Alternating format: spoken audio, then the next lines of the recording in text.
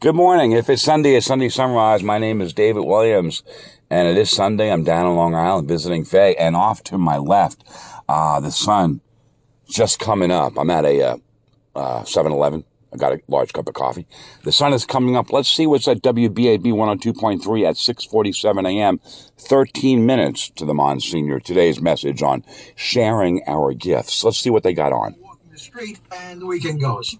I mean, my wife Karen is in charge of the street characters, and if anybody actually wants to be...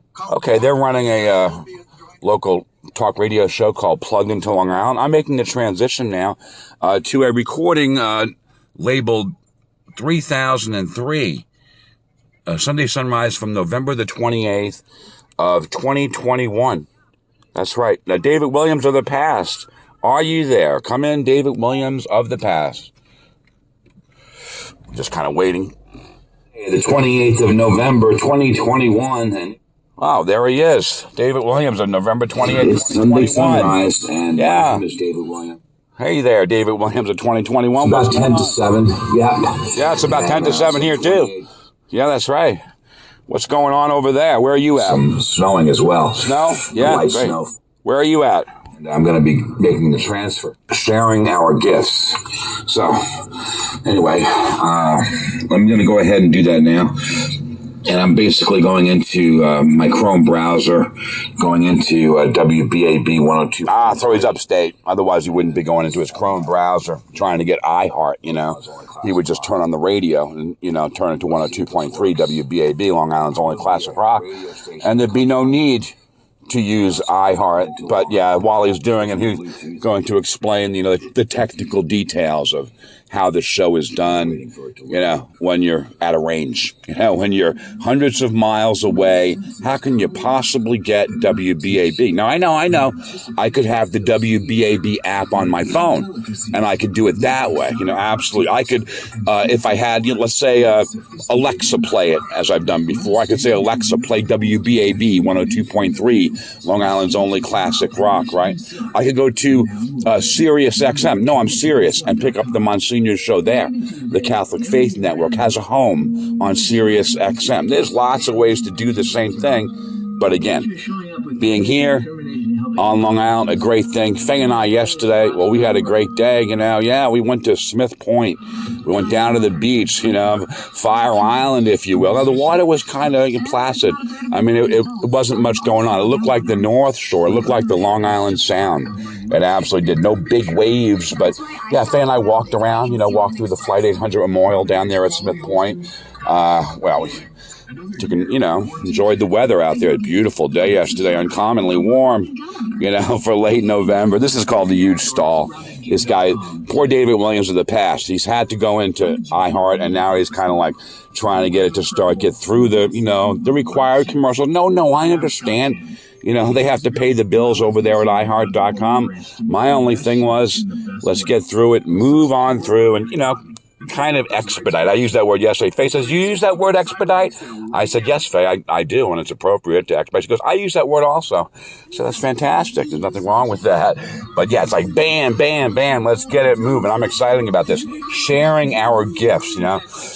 I was still waiting, once again, for me to really show my stuff. You know, we're still waiting for that call from Bob, the entertainment director at my mom's nursing home. We've been waiting for that. I explained that to my sister Dee when I was there, you know, for Thanksgiving dinner a few days ago.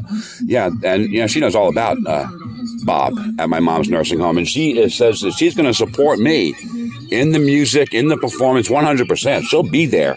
You know, she'll be there helping me, you know, with the audio performance, maybe, you know, working, making sure the speakers are set up right and stuff like that, making sure everything's ready for go time, you know, boom, boom, boom, and then hit it, you know. So, yeah, this is like, I guess from last year, I guess is the point I'm trying to make, sharing our gifts. The Monsignor tends to do one after his show entitled Thanksgiving. So it's very simple for me to go into the document where I store all of my stuff, the songboard singing, just do a search, find and replace, type in the word sharing. Up it comes, as I mentioned before, you know, November the 28th, 2021.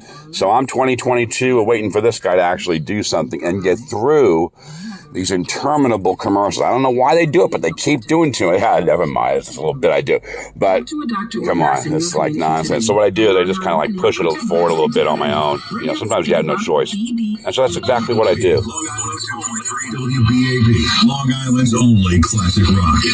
At Catholic Health, when we see Long Island, before all else, we see you. Every unique, astounding one of you. LongLiveLongIsland.org.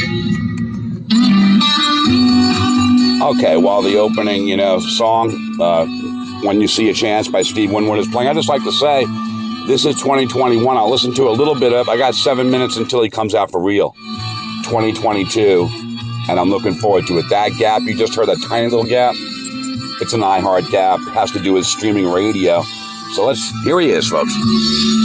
Welcome to another edition of Religion and Rock. I'm Monsignor Jim Vlaun, and here he is, our producer and engineer, Mr. Stephen Sheldon. Hello, sir. Happy after Thanksgiving. Are you turkeyed out yet? Yeah, doing good. Everything is fine. Now, let me tell you a story. Okay. Somebody sent me, I got a bunch of emails and like texts about this, and they said, congratulations, you've reached a new level in your career. They have made a meme out of me. Do you know what a meme is? Yep, I know all too well. I think a lot of people do, but... It's like a well-meaning meme of cooking, and I don't know. If they go to bed, I have no idea if it's going to bed, but there's a meme out there about me. I have to see it so I can share it with people. I'm cooking, and it says, how much garlic? And I said, put a lot, because it keeps the devil away. Oh, see, there's a good meme. That's a nice meme. A happy meme, that's what I said. I didn't even know what a meme was. Meme short for anything? You don't know that. Yeah, I don't know what it's short for, but no, we just know what it is. Yes, we do, Steve. And I can pause the program because, again, we're in rewind mode, and that's within my prerogative as producer of my show, karaoke.com. But meme, M-E-A-M, rhymes, of course, with mean. And sometimes they can be nice, and they can be mean. I mentioned that one where people going after Tom Hanks. Tom Hanks, again, in his role as Forrest Gump, sitting on a park bench, having a box of chocolates. And some wise guy out there, some Weisenheimer, does a meme, M-E-A-M, which says, oh, this is what it feels like when you're down in Australia and you caught the coronavirus and you can't blame Trump. Now, let me just say this about that. Tom Hanks never said a darn thing about the former president of the United States, Trump. Never said a thing. It's actually good, though. We're talking about sharing our gifts today, And think about all the different gifts that have been shared upon us. Mm-hmm. I think about, like, our own gifts, sharing them, but think about the gifts that have been shared upon us. It's incredible, right? I mean, between parents and friends and aunts and uncles, strangers, teachers, parish priests, parish people.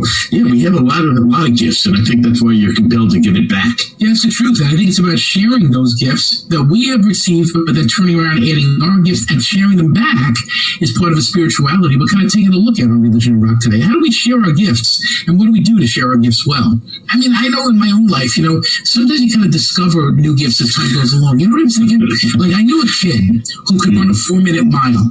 Wow. When he was like 17 and 16 years old. Now, my guess is that those gifts have changed, right? Yes. I mean, he's probably 60 years old now, like I am. He's my classmate. And he's not running a 4-minute mile anymore, right? No, but he did have that accomplishment. He did have that gift. Yes, the gifts have changed. Like if you played baseball in high school and you were a great baseball player, well, that was great. But the gifts changed. Like, you're not a great baseball player your whole life, right? Even a professional. No. So it's about discovering new gifts all the time, right? Mm-hmm. Not just like this, well, I'm the baseball guy. No, well, you are for now, but something else later, No, you do, and like we're coming up to the Santa season, and I'm getting ready for that. And that was a kind of weird gift for me to discover in my later years that I'm a Santa Claus, and I look good at it. I'm kind of proud of it, and it's happy, and I like sharing that with people and with little kids, to bring a little bit of joy into the Christmas season. Yeah, you work for Santa, you do a little Santa helping. That's an important thing. So it's a nice thing to do, and I think it brings joy to other people and helps, get the work of Santa done, which is a good thing. We got to do that. So that's a really cool thing.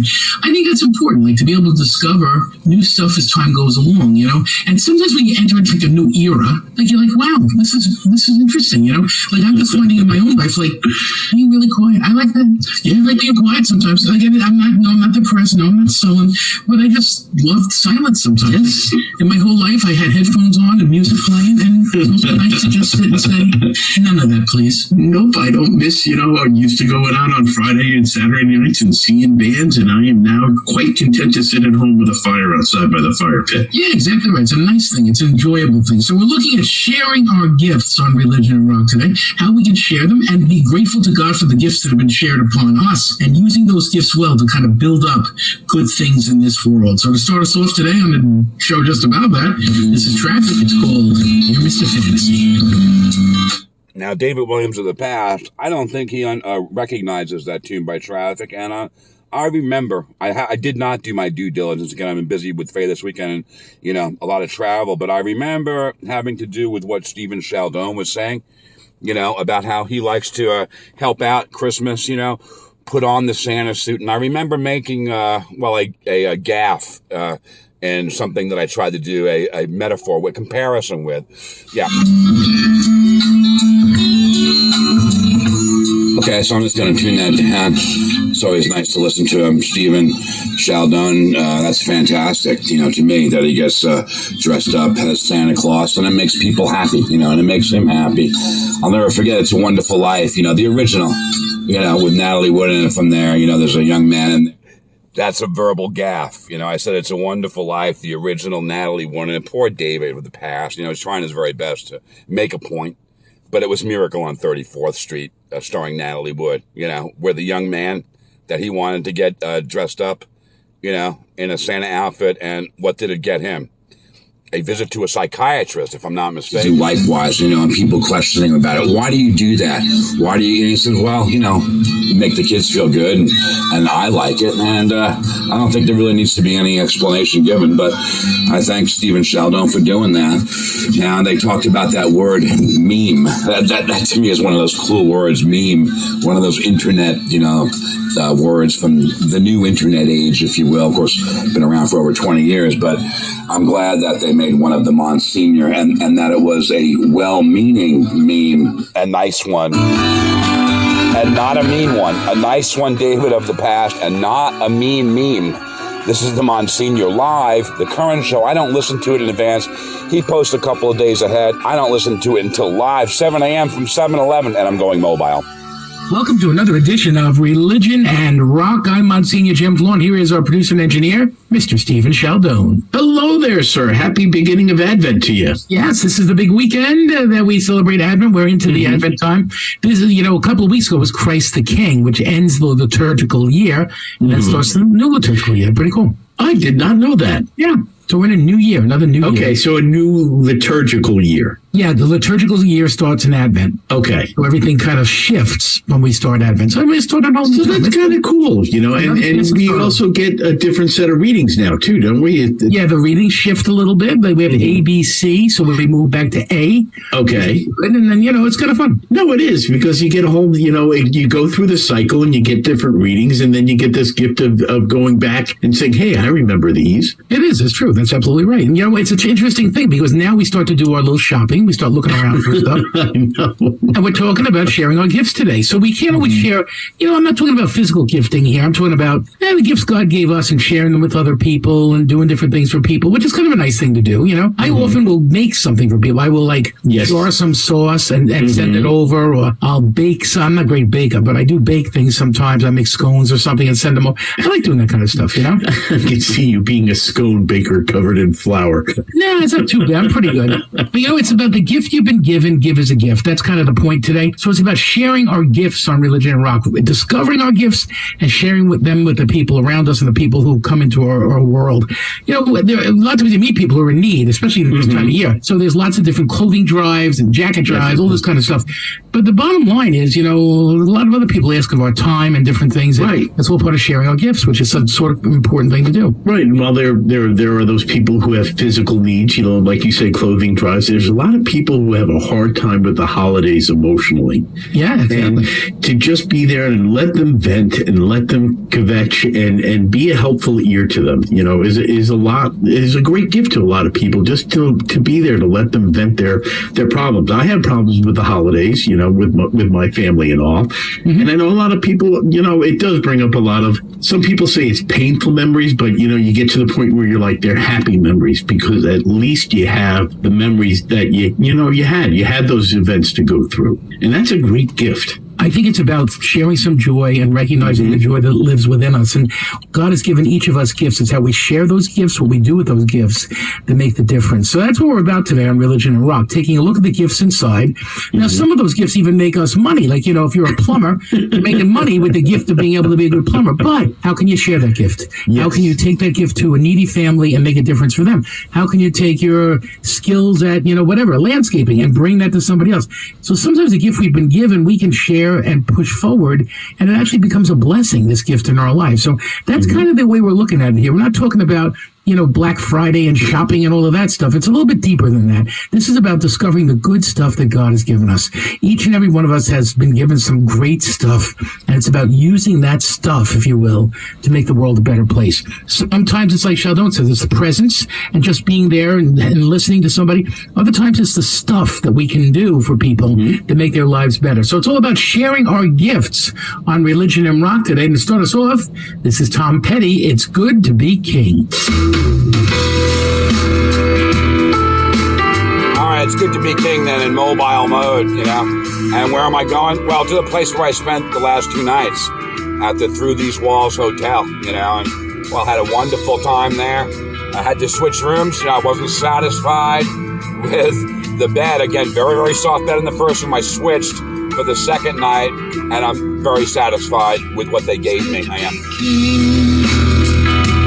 Just for a while, to be there in velvet, yeah, to give them a smile. It's good to get high, never come down. It's good to be king of your own little town. Yeah, the world will swing.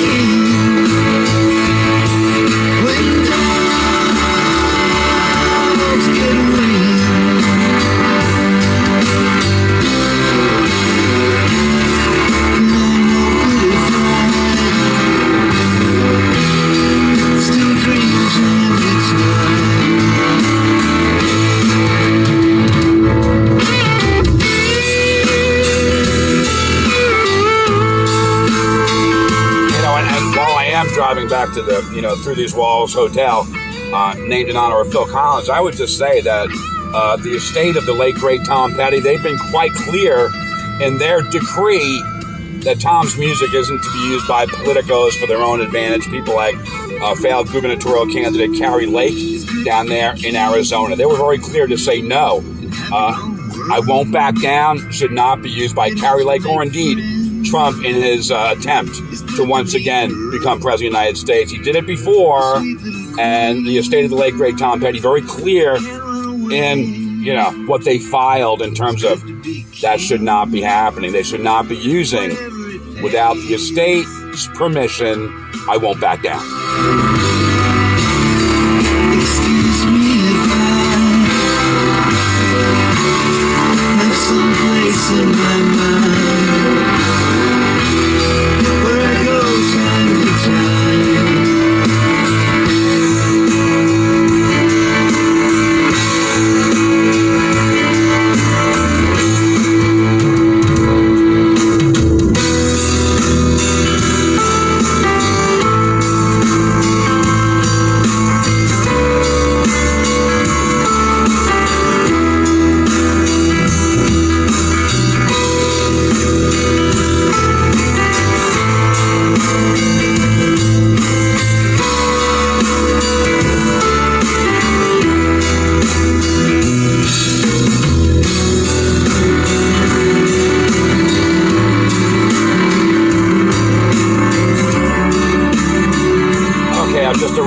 back at, the Through These Walls Hotel. Good to be king.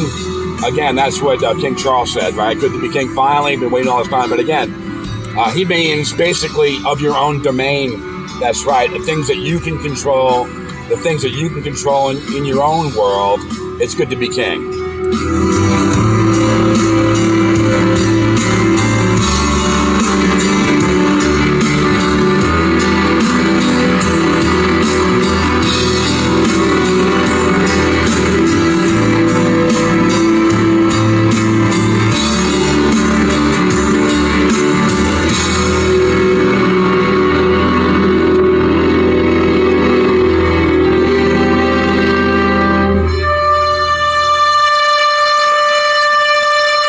John Petty, it's good to be king. Well, that's the truth of the world, right? It always is good to be at the top of the pile, but being at the top of the pile, there is tremendous, tremendous responsibility. So you and I have different areas of our lives where we sort of are at the top of the pile. We're in control of certain things, or we are responsible for certain things, and there is a tremendous amount of responsibility with that, right? To be a good person and a good leader and an encouraging leader, and even being, a parent in such a way that's the same kind of thing. There's a lot of responsibility with that. So, yeah, part of sharing our gifts is allowing the best of who we are to shine, and to never get caught up in having the biggest key ring or the most power or the most plaques on the wall. It's just about being ourselves. We get caught up in that sometimes. It's just the nature of human, personality. But at the same time, with God's help, we can let go of that and humbly lead using our gifts. Because I think some gifts call us to the front, right? But we can still lead humbly and recognize that other people have gifts too. And when we share them with one another, that's when things start to catch fire. That's when good things happen. That's when a real team is built, and teams really can conquer the world when we have all these people using their gifts and supporting one another. It's an amazing gift. Here's Pink Floyd. It's called On the Turning Away. On the turning away from the pale and downtrodden, and the words they say which we won't understand. Don't accept that what's happening is just a case of all the suffering. Oh, you'll find that you're joining in the turning away. It's a sin that sometimes light is changing to shadow, and casting a shroud over all we have known. Oh, the world, the rise and roll, driven by a heart of stone. We can find that we're all alone in the dream of the crown. On the wings of the night,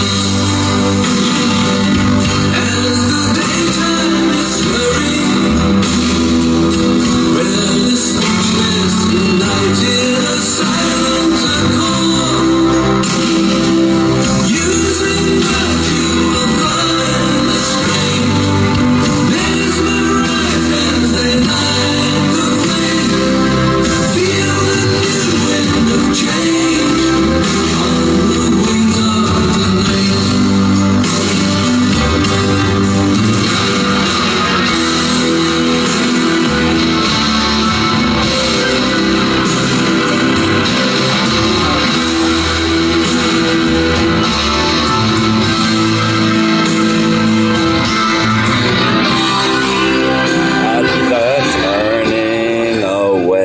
The turning away. That's right. And also the turning the knob. Faith says, I didn't know that you controlled the volume during the show. And I said, well, yeah, I have that ability to turn the knob. And the turning away, from, the thoughts of feelings, the feelings of other people, what's going on in their lives, the closing of the eye. No more turning.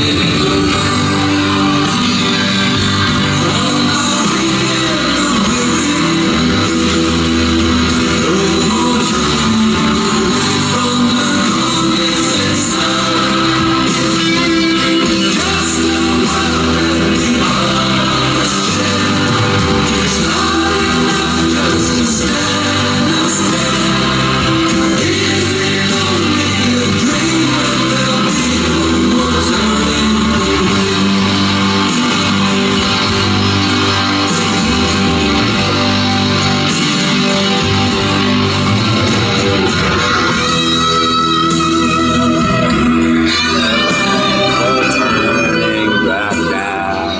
ladies hear me popping out, I was screaming that Pink Floyd tune at the top of my voice. It reminds me of that episode, Sunday Sunrise, popping out. I was singing Comfortably Numb.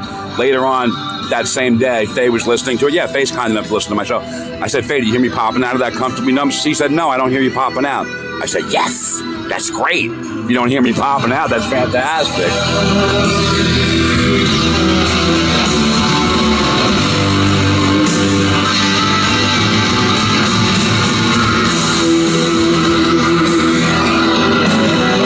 So yeah, the Monsignor's a rocker, He plays Stones, he plays Pink Floyd, Beatles, The Who. Yeah, he rocks out. And so yeah, when he plays a Pink Floyd song like a Comfortably Numb or a Turning Away is the last thing I'm going to do. I'm going to crank up that I'm turning it up.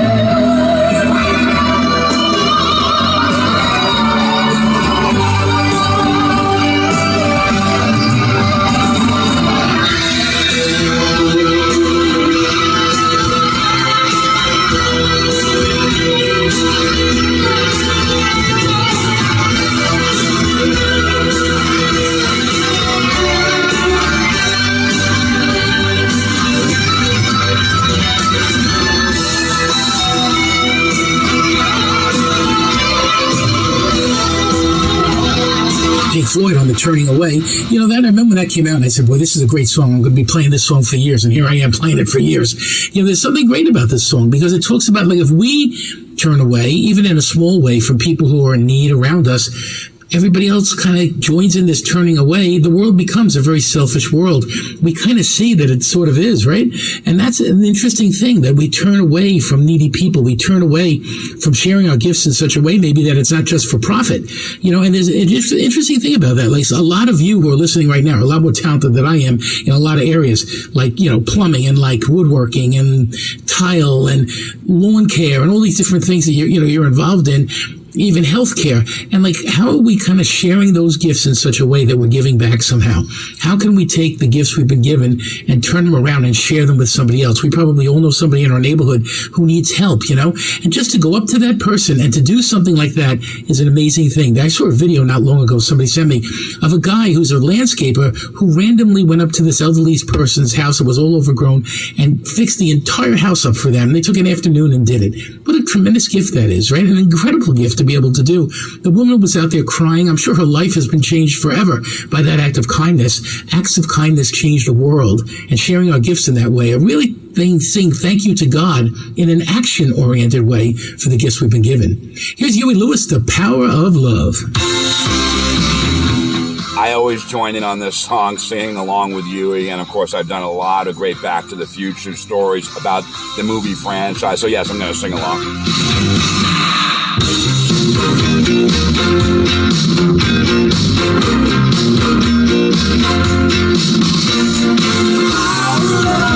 It's a curious thing. Make one man weep, make another man sing. Change your heart to a little white dove. All the feeling, that's the power of love. Diamonds, bricks like cream, strong and hard than a bad girl's dream. Make a man want good, make a woman right. I love to keep you home at night. Don't need money, don't take fame, don't need no credit card to ride this train. It's strong and it's sudden and it's grown sometimes, but it might just save your life. That's the power of love. That's the power of love. First time you feel it, it might make you sad. Next time you feel it, it might make you mad. You'll be glad you when you found. That's the power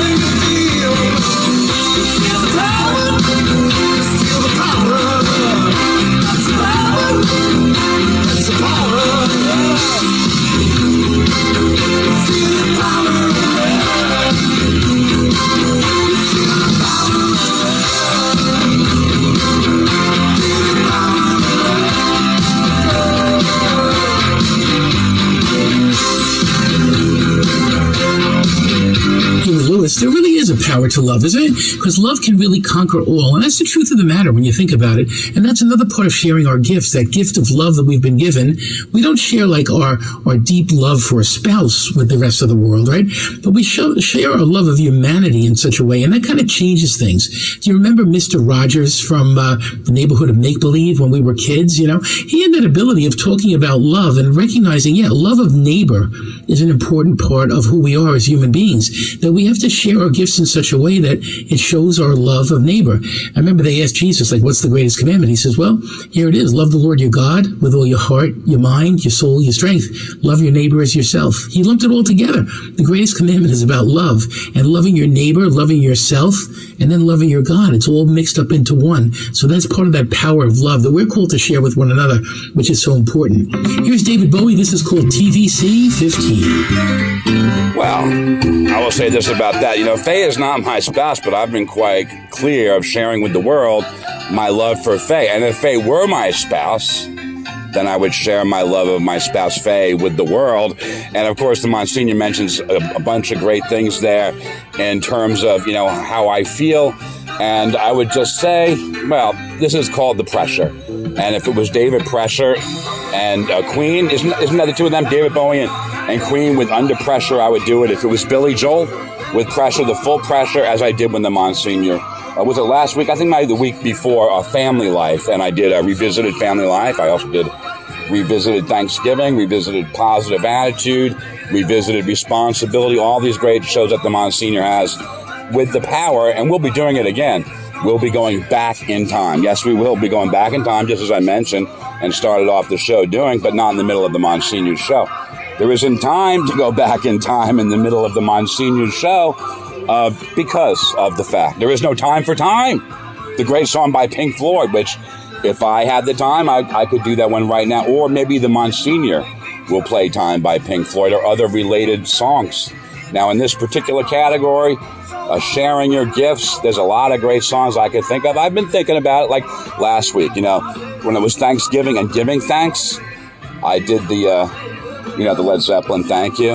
And Faye said she preferred that one that I did to, not that I did, that Led Zeppelin did too. And no disrespect to ZZ Top there, I Thank You, which I also sang on the Thanksgiving show. I joined ZZ Top in the singing of both.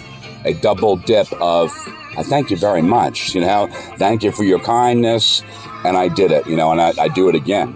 Not only that, the Led Zeppelin one, thank you, did it not only last year, but this year as well, and then I went back in time, and I double-tracked it. On lead, there were 2 David Williams, myself, 1 Robert Plant, and of course, Led Zeppelin, full volume, cranked it up. Now, well, Faye didn't hear that one. She did, however, hear the one from 2022 when I sang it for the second one. Well, I've sang it more than twice in my life. Thank you. That's right. And I thank you, my fine listener.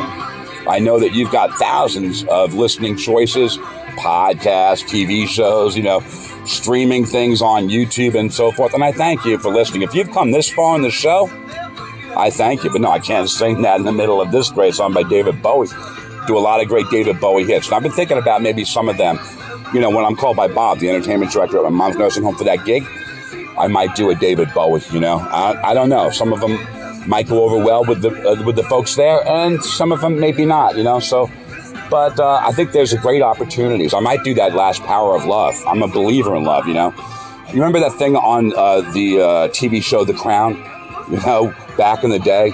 When there was the big interview, Prince Charles, Lady Di, and the person asked him, he said, do you love her? And she says, and he says, suddenly, whatever love is. Now, to me, love is love, you know? And of course, I could do that great Whitesnake song, Is This Love? And my answer would be yes, if I was ever asked it. Let's say Faye was standing next to me, and they had asked me, so yes, I'm deeply in love with her. No problem, you know? And of course, that's how I feel about it. Now, if he felt differently for some reason, can't imagine what that would be, then that would be fine. Now, do I talk about Peter Morgan's The Crown and things? Did that really happen? Folks, go back and check the record on that particular interview. You'll find out that one happened. You'll find out that the Panorama interview happened, you know, with Martin Bashir. And we can talk about how that was arranged. Was it appropriate? Did they use all the proper things, or were there some things that were not ethical done to secure the interview? We could talk about leading up to the interview, or indeed the interview itself, the panorama interview that everyone talks about back in the day. Did that actually happen, or was that made up by Peter? Go back and check. You'll find an actual YouTube video or the film of that interview, and you'll hear Lady Di saying what she said then. Now, my feeling is that she was not coerced to speak, that she wanted to speak and say whatever it is that you hear when you find that clip. You will find out that she spoke to Martin about it and things of this nature. And so that actually happened. And, other things, maybe Peter made up some things for dramatic license, but for the most part, they follow along historically with things, that actually occurred in our own real life. I mean, I could talk about some of these things, All right, how about Lady Di, Wainsley, British Opera House, dancing? Yes, she danced. There's nothing wrong with dancing. What tune was it? It was Billy Joel with Uptown Girl. I could bust into it. I do it a cappella, Uptown Girl, counter melody to this thing on David, what David's doing, David Bowie. But again, that wouldn't be right. David Bowie, TVC15. Interesting. I was talking to a bishop a couple of weeks ago at the United States Conference of Bishops meeting down in Baltimore about social media. And I said, Bishop, at this time, pretty much anybody who has a cell phone has a TV station, right? Has a voice. And anybody could basically say anything they want out there now. It's just so incredible what has happened. There's a certain responsibility we all have with the gift of media, the gift of social media in our lives.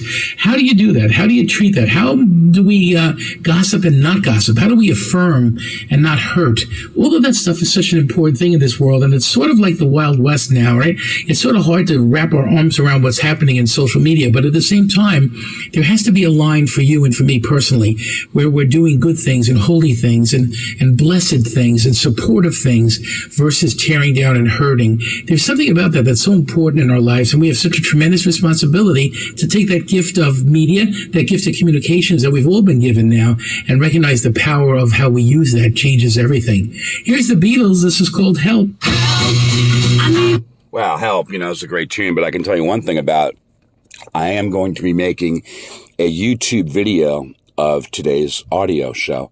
And basically what happens is YouTube will block any Beatles song that you send through it. It'll block any Eagles song sent through it, and any song from Don Henley's solo career. Now, a Glenn Frey tune, like the one I love, which is called The One You Love, that'd go through fine.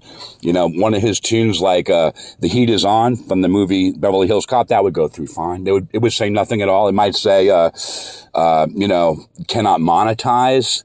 Again, I'm not making any money from this thing yet. This is done as a labor of love. I'm not making any money from the thing. But yeah, Beatles would be blocked. So Help, that great tune by them, unable to do it. Now, I don't think I had the time. If I had the time, I would bring out George, him singing. I saw her standing there, a great artist. Again, I was turned on to George by my sister Dee. She was the one that sent it to me. George and my sister Dee, they used to go to church somewhere here on Long Island, but I'm not going to tell you where they go to church on. But I'm just going to say this is fantastic. I mean, now I got to at least be able to hear when it ends and stuff like that. So I love singing Beatles songs. I sing them all on the program. But again, if this were part 2 of today's show, Sunday Sunrise, that I knew I wasn't going to be turning into a YouTube video, then I would sing it at the top of my voice. Help, help, I need somebody, help, not just anybody, help. I need someone, help. I would definitely be singing that thing.